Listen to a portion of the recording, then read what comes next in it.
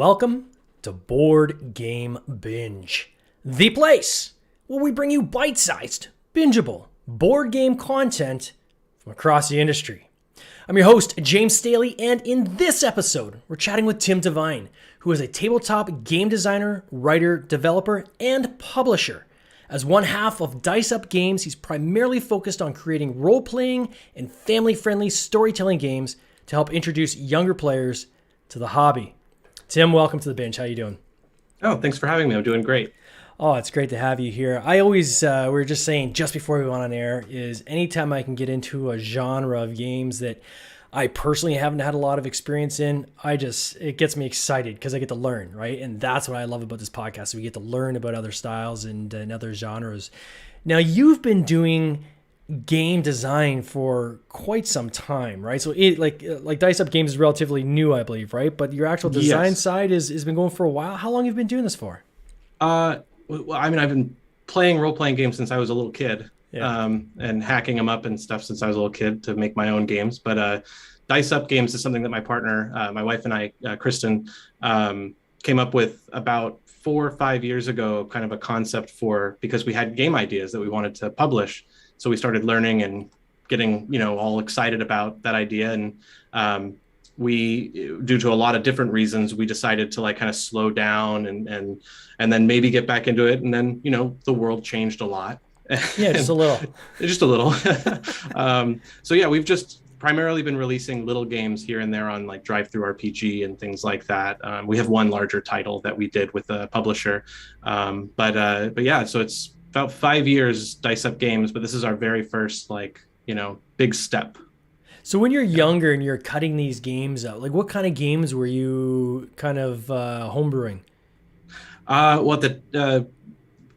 Mostly storytelling, so mostly role-playing games. Okay. So things like people think like Dungeons and Dragons or the Star Wars role-playing games, and then hacking them into whatever you want to play, coming up with different ideas and things like that. But we also had a card game idea that was a storytelling party card game, small pub games, just different things. And we kept coming up with these ideas, making the games, playing them with our friends, with the hope maybe we'll publish them. And we didn't even know what that meant at the time. It was just maybe someone will play this somewhere else. But yeah, it's almost like someday it'd be cool if someone else was playing this game other than us. So. Yeah. So at the beginning, it was mainly just you and your wife, I guess, playing with your friends and playing these games. And now, were you literally printing, cutting up yourself at home, or using services like Print and Play or Game Crafter? Yeah, we did Game Crafter. Yes. Okay. In fact, we had ideas, but the idea, more ideas came as soon as we had the means to produce them. So when the Game Crafter, when I stumbled upon that and was like, well, I just have to learn a little bit of, vector art and graphic design. And then all of a sudden I can produce my own stuff to play with my friends and make it look a little higher quality. So Game Crafter really unlocked a lot of potential. And then we had more ideas, of course. Oh, I'm a huge fan of Game Crafter and JT Smith. We've had him on the podcast a couple times. I use it all the time, the time. It is fantastic. Yeah. Not only for prototyping, and prototyping for me, often I'll do digital, black and white, like most people. Then as soon as I know that we've kind of got the mechanics worked out, right away, as you said, get some basic artwork, which you can pull through, stock photography and so forth, to try to mock up the game as best I can. Game Crafter, so I can get a physical sample, right, that I can actually put on the table when you're playing with people. I found that it makes a world of difference if you're wanting people to actually play one of your prototype games. If you can make it just look a little bit more slick than, the scissors and black and white printer, you'll be amazed how many more people actually want to sit down and play that game. Now, there's professional players out there who, are people who are go-to play testers. Black and white's fine for them. They're used to that kind of stuff. They get it. But for friends and family, they don't get it, right? And I remember I had one family member, one of my recent games, one behind me, Night Squirrels of the Oakwood Forest, where I had used cards that I got from my local dollar store. I cut them in half so they'd be roughly the right size, and literally wrote on different cards of this tree. And, my one brother who's a design partner of mine, he and I worked on it. And so we took it to this other family member and said, hey, we want you to try playing this game. It's this Nutty Squirrels game. And they're like, Yeah, well, let me know when you're further along. I'd love to play it then, right? And mechanically, it was done. It just didn't look sexy, right? So, Right. the closer you can get to making your game look a little bit sexier, the more chance you're gonna have people who actually want to play with you. So, so that's super cool. And then when you guys finally said, okay, we're going to publish games, we've created these, we're playing with our friends. Now we want to take the next step. What did that look like? So was it you reaching out to various publishers, or did you already know publishers, or how did that work? We didn't know anything. Yeah. We listened. We consumed. I can't even tell you how many podcasts and video streams. We downloaded as much knowledge as we could. I didn't even have a Twitter account at the time, so I didn't know anybody that I could connect with. I didn't really do anything with Facebook, so we didn't know a lot of what was out there. But we thought maybe we could do this ourselves, and maybe we could kickstart it. So we took a couple steps towards Kickstarter. We called like a consultant who walked us through a couple steps. They were super great about it at the time, and we got excited, but we also got a little nervous. Yeah, and so we were about. But then what ended up happening is we reached out on a whim, really, to Shem Phillips at Garfield Games, because we were playing at the time a role-playing game that we designed that allows you to play in any setting you want. And we were playing a lot of historical fiction Vikings based on the TV series at the time on History Channel. Wow. So our friends were playing a 1.5 2 year long campaign, and we were loving it. It developed over time. We changed a little bit here and there, and we loved it. It was great. And one of our friends kind of said, you should get this out there.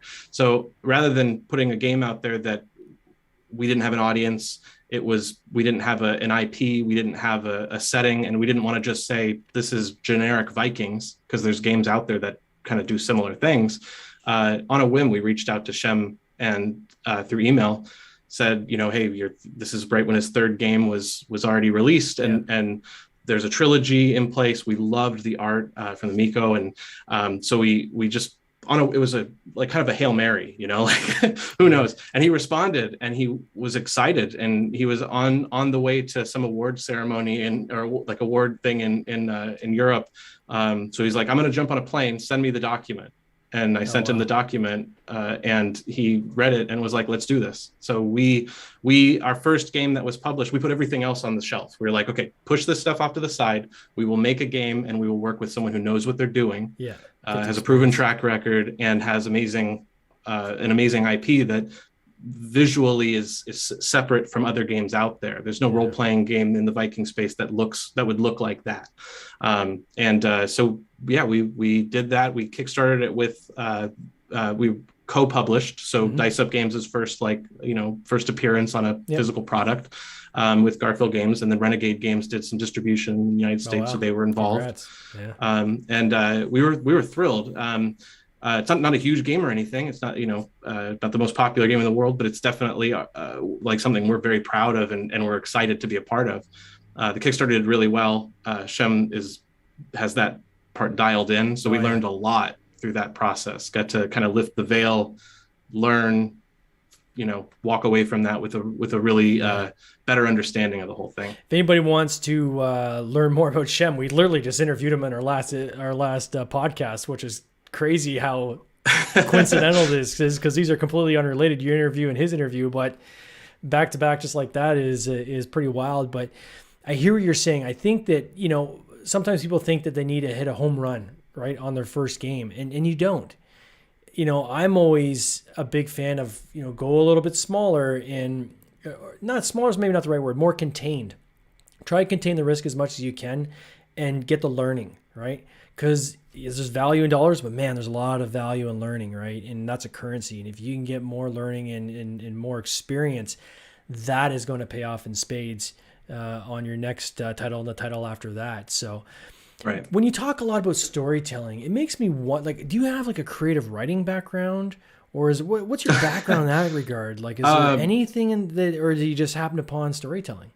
I think from the moment that I can't remember if I was like 9 or 10 years old, but the first time I ever was introduced to role-playing games, and the very first time I kind of created a character and started visualizing like being someone else, not a video game with the constraints of the design, not watching a movie where you're constrained by, you don't get to any choice. You have no agency. You're along for the ride. And even in the most sandboxy of video games, you're still constrained.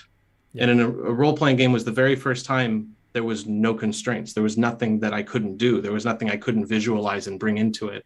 And so as someone who had a hard time reading growing up, as like, I just nothing really came easy to me when it came to the education, where it was like, I'd try to read a book and my brain would drift, and I had a little bit of dyslexia and a little, but I could consume a role-playing book, an entire source book, like nothing else. It was like one part of it was instructional design, teaching you how to do something, and the other part was creative storytelling, and another part was math, but I didn't realize it at the time. So it basically tricked me into stepping beyond what I thought were my limitations. And there wasn't a form of media ever after that could compare. The best movie I ever saw could be something that I loved, but I still in my mind would be thinking, but what could I do with this if I was playing in it? Oh, that's cool. Yeah. I gotta imagine that, its impact on you when you're younger, right? And in your personal journey of education, and self-education, quite frankly, finding something you're passionate about that just clicks, right? And it helped you, really get into reading and everything you're saying. Has this been an inspiration for you to say, okay, now, because again, you're leaning into that now, right? Into trying to bring gaming and storytelling to a younger audience and getting them into the hobby. Was this one of the main influences for that? I think having kids was a big influence. Sure. Once we had our son is 8 years old now and our daughter's 3.5. But once he was in the 3-year-old range, it was something that I wanted to start introducing. And I think I've always, two things I've always wanted to do is I've always wanted to make games that other people would play, and I've always wanted to write children's books, right? So it's kind of like this combination of both that I get to kind of play in right now. That's a neat space. But what sparked it was our son and wanting to play the games with him, but not just play because we had other games to play. It was also because there were social and emotional challenges that kids face, and our kid was facing, and we wanted to be able to come up with a way to communicate a little bit better and talk about things like helping people and emotions, and through play you can access that in kids so much easier than through what we're doing right now. You can't sit down and interview a child about this stuff. You kind of have to, in a lot of ways, create a space that's encouraging that type of creative discussion.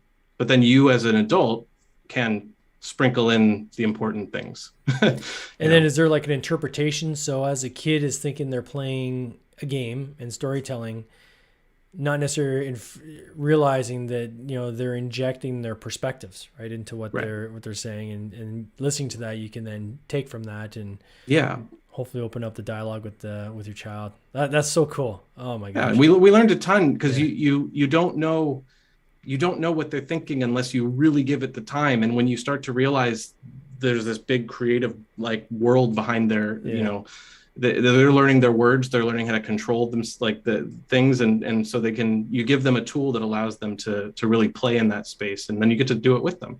And you also get to start to see things like, oh, wow, I didn't think of it that way. Oh, I just assumed this was the way that thoughts were, were formed, or that you would understand it this way. But no, and again, with role-playing games, there's no boundaries, there's no borders. So if they want to be creative and go in a certain direction, it's allowed and encouraged. Cool. Yeah. And you never know where you're going to go.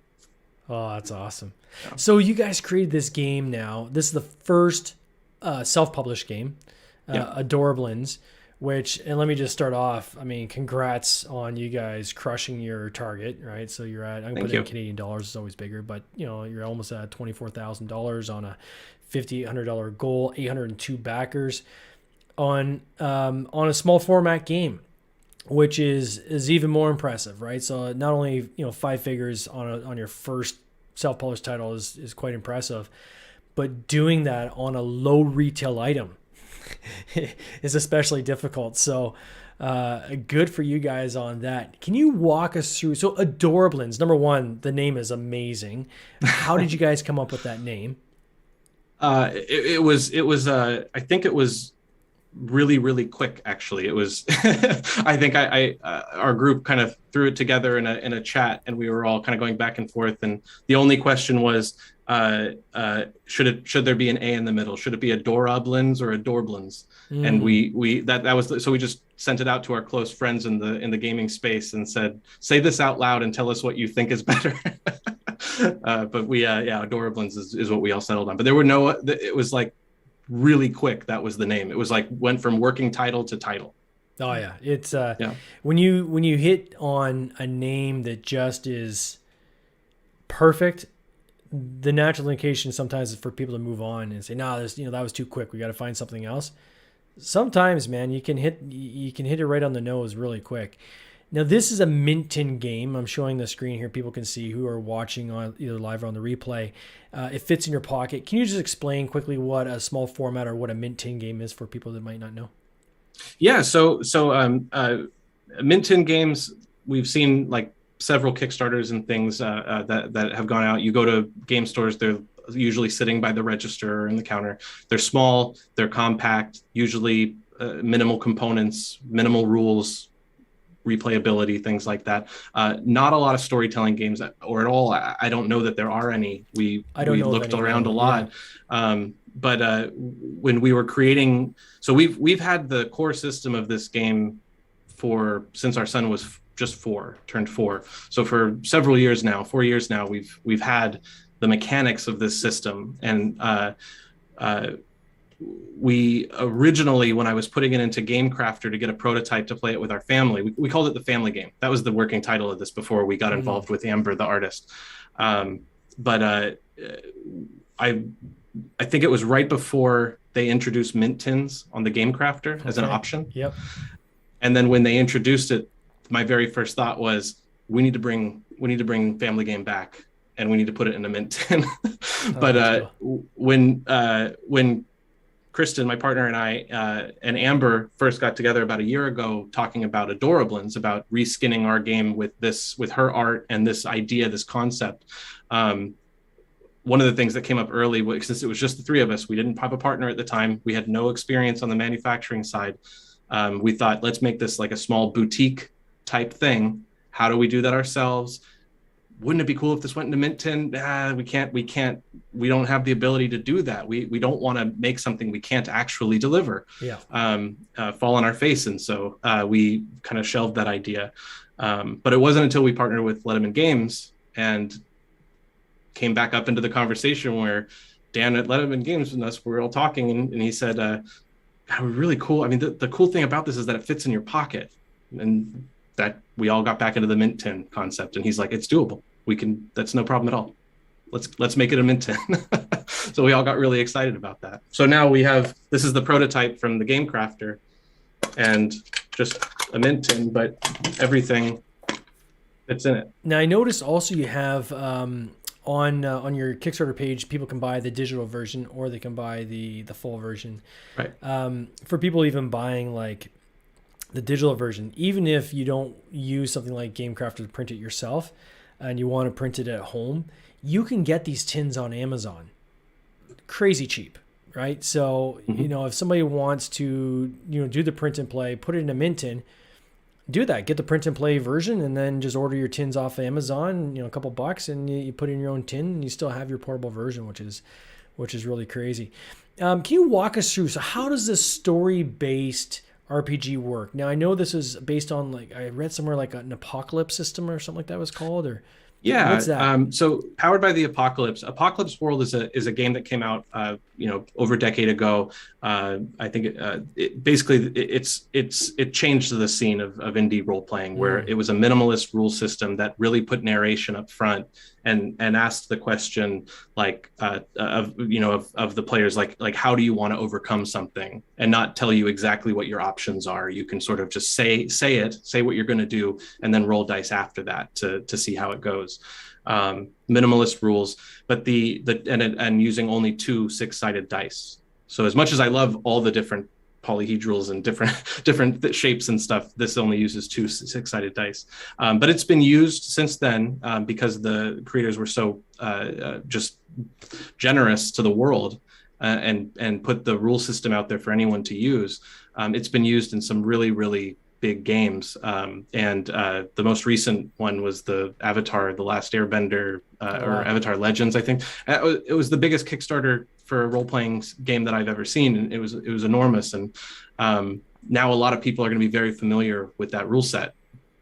So for people like myself that aren't familiar with it, yeah. So how does it work? Is it similar to, like you would say, here's a situation, how do you want to overcome it? You come up with a scenario, and then what you're rolling the dice to see, was that effective or not? Is that kind of the gist of it, or? Yeah. So the basic concept is this: is the narrator, the person who's taking on the role, typically known as a game master, game moderator, or dungeon master in D&D. But the narrator in A Door of Lands will has a series of cards, and they'll use those cards to sort of set the scene. And once the game begins, there's no telling where it's going to go. It's very player driven. The narrator will introduce challenges, and the players playing as their adorable characters will try to overcome those challenges. And you describe things like using just like a conversation. So the narrator would say something like, you see what you're looking for, the goal, the thing you're trying to get in this place, you see it up on a shelf, but it's a really high shelf. And what do? And the player, usually, like if we're playing with our kids, they'll say, I want to jump from shelf to shelf to shelf to shelf and do some cartwheels and backflips. All right, well, what skill do you think would be the most appropriate for that type of an action? And they'll pick one of their 4 skills: smarts, speed, strength, and senses. So they'll say speed. I think speed is good. But another kid might say, I think this is smarts because I learned about this. And so you let them have sort of free reign. Yeah. They're going to roll 2 dice, add the total to whatever skill they chose, and then there's a range of outcomes.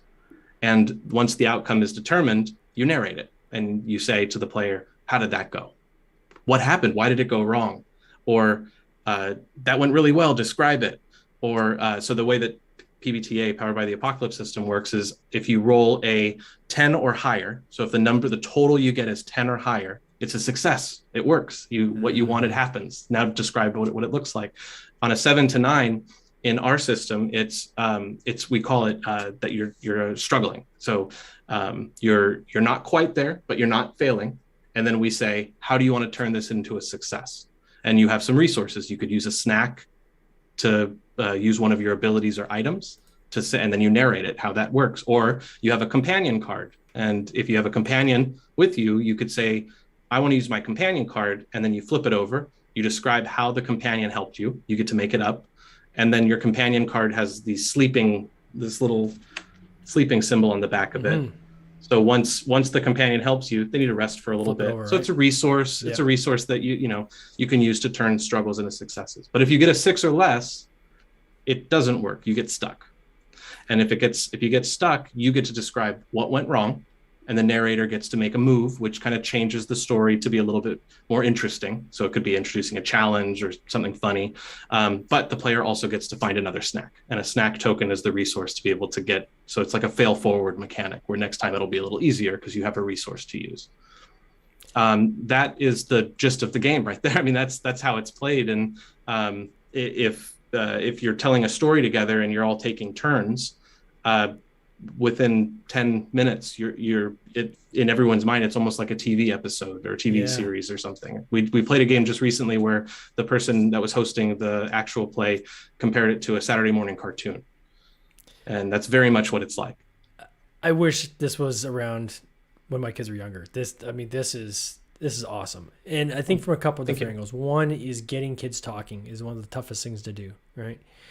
Getting them to describe their imagine and then just be descriptive in that. I can see that, the benefits of something like that and getting in the kids in the habit of playing games like this and storytelling, and it helps with communication. It can help them with, social interactions with others. I can see being a parent, how you guys got to this game, using this mechanic. Is there a winning condition, or is it just we're going to go through the story and at the end of the story we're going to kind of see where like how does it finish? There's no victory condition. However, we do have because storytelling is not it's going to be new to a lot of people. We're blown away by the support on the campaign, and we know that not everybody in there has played role-playing games before. So we want to make sure that there's some resources. We have a very small booklet that teaches you the game, and then some resources while you're playing it, so you don't have to consult the booklet again while you're playing to keep the story going. But in the booklet, there are a couple small areas where it kind of tells you like how do you close a story. It's not natural to everybody. It doesn't come naturally. So we have tools that kind of help you with that. But it's basically, especially with kids, it has to do with how much time you have. If you only have 20 minutes before dinner's ready and you want to play a quick game, you know that you have to achieve your goal by the time the dinner timer goes off. So that's your victory condition is can you complete the game in that amount of time? Can you finish before it's time to eat? Yeah, but the story of the game is simple. It's think of like Smurfs or Care Bears or the old cartoons that we grew up on. The Adorablins are the characters you play as. These magical portals open up in your world, and something from your world slips through. When that happens, you have to jump through as heroes, save it, and bring it back. And it can open up in anywhere. So you get to decide when you're playing, where did it open? Did it open in the busy streets in New York City, in a Starbucks? Did it open in a magical world? Did it open underwater? Wherever it opens, your goal is to find the thing and bring it back. So it makes it very easy for the narrator to kind of keep track of the game and be like, we just need to, if the timer goes off, you say, okay, who wants to make the last roll to see if we can get the thing and get through the portal before it closes? Like it gives you a little bit of a structure to the game. And how have you? So, I mean, congrats to the artist on this, because I mean, the artwork is awesome. Amber Seeger at Rocket Orca. She's amazing. Fantastic. The game is adorable. How have you built the community out around this, or what efforts do you have to build a community out around this? Because I can imagine these characters are things that people may, even go beyond the game, right? And in their social interactions and so forth. Like, have you started building out any kind of community around that, or? We're talking a lot about that. We're blown away by the support and by the reception. A lot of people seem to want something like this. I'm sure it has a lot to do with the fact that parents are trying to limit the screen time in their houses and have been doing everything they can to think outside the box to come up with solutions. And we're giving them a box that they can think inside of, see if they can help. But I think there's going to be. We're excited about the possibility of more. Things like you said, like a community, places people can share things, Instagram where people could post pictures of their kids' stuff. We have some cool stuff hopefully planned for the Kickstarter that we might be introducing as either a stretch goal or something else that will also be part of that. Something that kids can do or even adults can do and then share online. No, and you still got 14 days to go. So, I mean, I know plenty of runway there. Man. Like, my gosh. And with the back end hockey stick in the last 72 hours, I mean, you guys are going to be, I know you're already very happy with where you've landed, but I'm sure you're going to be even more happy where this thing lands. Yeah. What's next? Like, because you're like almost like a serial game creator, right? You're your partner and yourself. What do you have something else you guys are working on, or what comes after this? Like, is it rest time, or is it, we've got just a laundry list of games, and now that we've got, we've kind of taken the bite and we got the itch, we're going to get another one going right away. Like, what's next? Well, when we originally we partnered with Letterman Games, with Dan at Letterman Games on this because we really wanted to make sure that we did it right. Yeah. We wanted to make sure that we could get the best product and really achieve the dates and the quality that we wanted. Dan's fantastic and he knows what he's doing. We've been in talks about other types of partnerships that we'll do, other games that we can do collaboratively because they're in the board game space.